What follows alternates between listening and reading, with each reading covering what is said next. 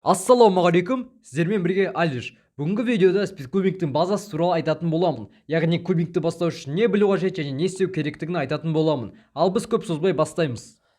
Ең алдымен кубиктің бұрау тілін білуіміз қажет. Мысалы, R әрпі кубиктің оң жағын жоғарыға қарай бұрайтынымызды білдіреді. R дегеніміз right, яғни оң дегенді білдіреді. Ал H' болса керісінше, оң жағын астыға қарай бұраймыз.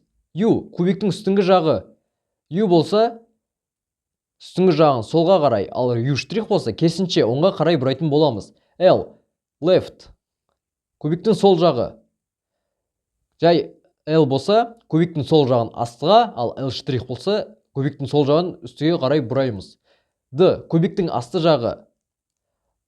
Егер де жай D болса астыңғы жағын оңға, ал D' болса керісінше солға қарай бұраймыз. F кубиктің алды жағы.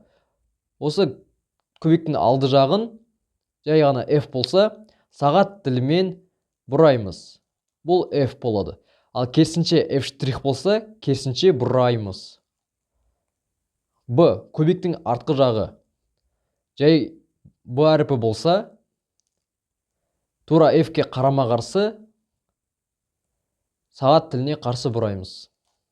Ал B' болса сағат тілімен.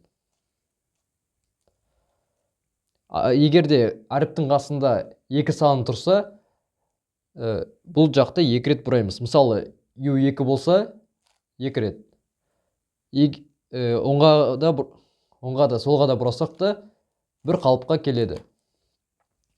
Осынан басқа M, M', S, S' деген бар. Бірақ олар өте сирек кездеседі. Ең бірінші формуламыз пиф-паф деп аталады. Ол R, U, R', U' болып белгіленеді.